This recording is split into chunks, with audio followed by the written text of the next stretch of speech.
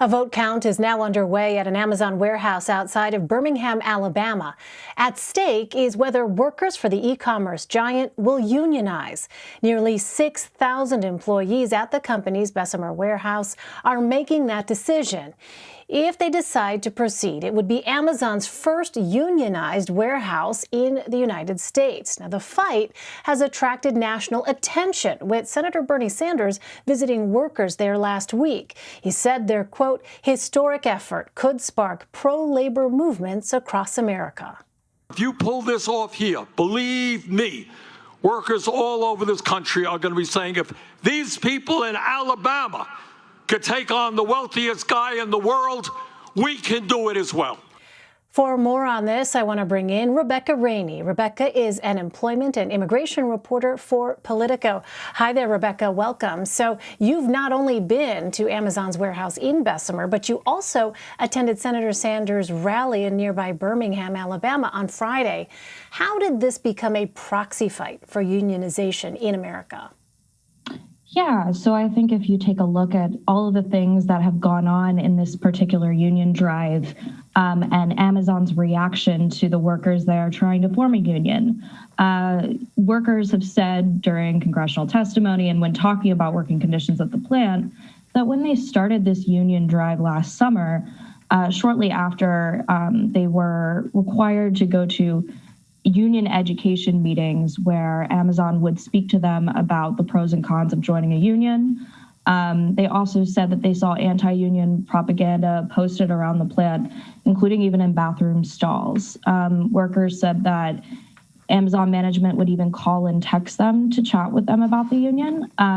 So progressives and the labor movement are pointing to this as an example of how there needs to be strengthened federal labor laws. Right now, the bill that Senator Sanders is backing, the Protecting the Right to Organize Act, is being considered in the Senate. It would bar certain things, like, for example, those union education meetings I spoke about. Workers would no longer be required to attend those if that bill were to become law. However, it faces a long shot in the Senate, considering the small margins that Democrats do have there. So how long, Rebecca, until we know the results of the vote, whether or not to unionize? I wish I could tell you that we would know sooner, but it's likely going to be several weeks. This is a bit of a process that the Federal Labor Board has to go through when it comes to counting the votes. This week right now, they are reviewing all of the people who voted. So it's a process that involves reading off the names of each voter, and both the company and the union can contest one of those voters for various reasons, saying that they're a member of management, they're not eligible to vote in the union drive, or, for example, they no longer work there, they quit before the election was over, and their vote shouldn't be included.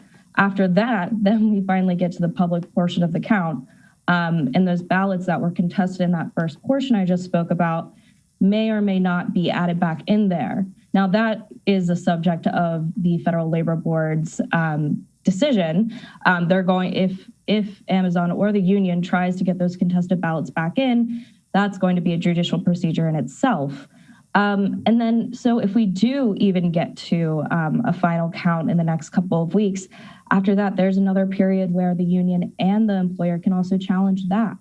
So it is more than likely that we will not know the true final result of this for weeks, maybe even months, and possibly years, considering how long the judicial process takes at the Federal Labor Relations Board. So, Rebecca, last week Amazon used its official Twitter account to take a shot at Senators Sanders and Warren over their criticism of the company. What is behind their criticisms, and how unusual is it for a company to take on its critics in this way? It is really interesting because we don't typically see, when it comes to a company getting involved with unions, typically when I'm covering that, it's because they've tweeted something, discouraging workers from joining a union or from organizing. There was Barstool Sports founder Dave Portnoy got in trouble for that kind of action. But it's very unusual to see a company like Amazon wading in and getting into individual spats with lawmakers, especially over a union drive. Why Amazon's stepping up to the plate in its own defense? The company says hey, look, we pay $15 minimum wage starting pay. That's double the minimum wage in the state. They say that they offer great benefits, that they offer things like a 401k match that some of their competitors don't. But, there's a counterpoint there from the union and from Democrats saying that, even if they are getting a $15 minimum wage, it's not comparable to the median wage in the surrounding areas in Alabama. They also argue that even though they have health insurance, they're still getting bills in the mail, and that they still can't afford to get proper health care, even though they do have insurance. So it's very interesting, this public attention that this union drive has gotten, and how Amazon has responded in such a way. Well, Alabama is a right-to-work state. What might a union victory there mean for not only the state, but Amazon overall? I think that if this union drive is successful in a right-to-work state, and for your viewers who aren't aware of what that is, that means that it's a state law preventing any company from requiring their employees to join a union as a mandate of employment. So basically, a company cannot say, okay, we are a unionized shop and you have to pay union dues and join the union in order to work here. So if the union drive is successful, that means workers can opt out of union membership. But overall, when it comes to what it means for these policies that make collective bargaining a little more difficult, if these workers are successful in a place where it is so hard to form a union, I think that could galvanize workers in other right-to-work states, in other areas that maybe wouldn't have joined a union before. If they can win in this fight against a company like Amazon, I think some workers will think, why can't we win a fight in our own workplace? Yeah, well, President Biden has also weighed in, saying every worker should have a free and fair choice to join a union. You wrote this in your article, quote, "The union drive could become a lightning rod for Democrats' efforts to push through one of the broadest expansions of collective bargaining rights in nearly a century." What does this fight represent broadly, beyond just this one company and this one set of workers in Alabama?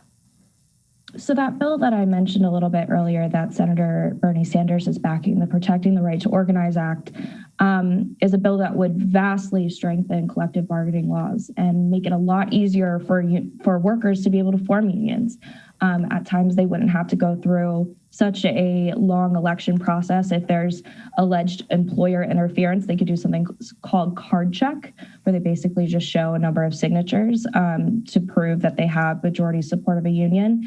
Again, it would also bar companies from doing certain things like holding those union education meetings, like I mentioned earlier. So what Democrats and the union movement that have been pushing for these kind of reforms are saying is look at what is happening in Alabama, and look what is happening to these workers where, they are being forced to go into these meetings. They are being talked to by management about this union drive.